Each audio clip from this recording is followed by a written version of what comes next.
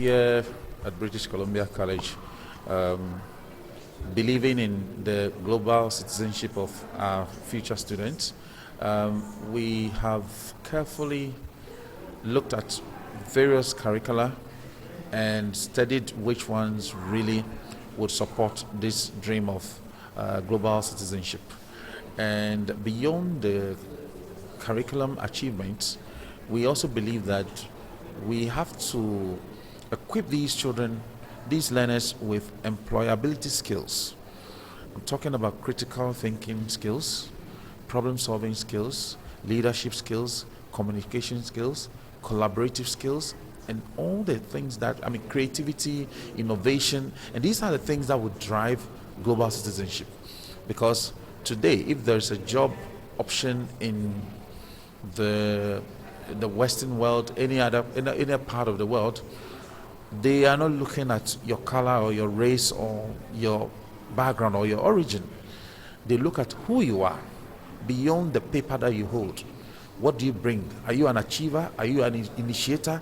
These are the key things. So we have, embedded these things into the curriculum, and all the extra curricular activities that we, embark on in the school. We are careful to make sure they drive these values in our students.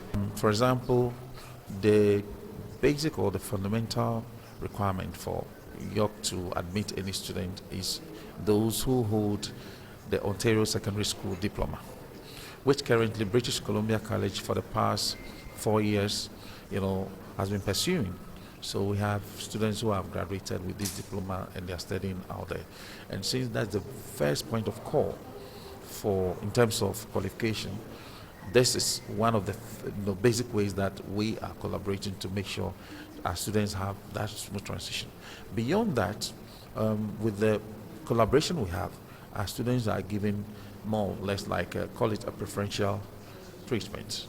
We have a situation whereby even before they complete their OSSDs, their terminal report cards are submitted to the institutions. So they are issued or they are offered conditional admission, or they are given conditional offers pending which time they complete their diploma completely, and then they get full admission. I am sure every rational student would love to have that exposure. Those who may not have may have reasons, personal reasons why they wouldn't, which of course include economical reasons. As you heard from the presentation, higher education outside can be expensive. But the most important thing is the value for money is guaranteed. You may factor the cost of tuition, living expenses, other expenses, and for the whole year, if you carefully sit to analyze, it may equate to how much a local student would have spent. But sometimes when you hear the fee in a bulk note, it can scare you. But I believe for those who have the means, they should consider that, because I say that contemporary education is an investment. If it is an investment, then it comes with returns at a given time. What return do you get out of your education? At the end of the day, when you graduate and you come out, do you have the requisite skills for industry? Do you have what it takes to get a job within the shortest possible time? But if you are afraid of the cost of studying abroad, and you stay local, you complete university, and for years you'll still be searching for jobs that may not be available, then there are issues. And this is where I call for entrepreneurship to cut across as a fundamental course for every faculty, so that when students come out, instead of relying on other employers and the government, they can come up with little ventures with some smart from the state, and then with time they will make it. Think of things as STEAM.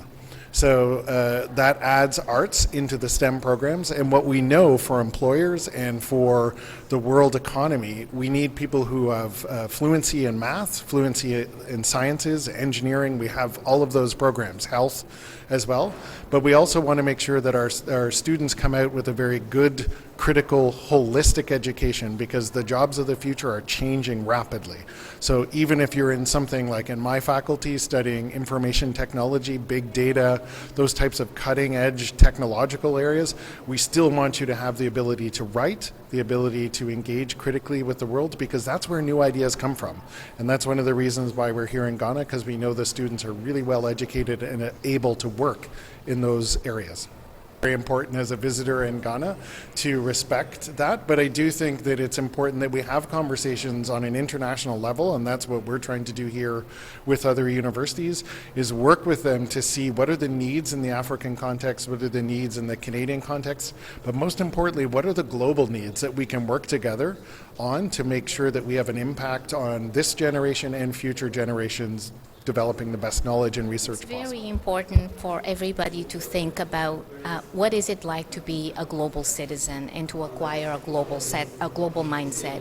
And in today's careers, we're really talking about how I've heard your principal say several times, a global community. So if you want to be part of a global community, we are preparing students to be global citizens working in global communities. So it is important to think beyond your world.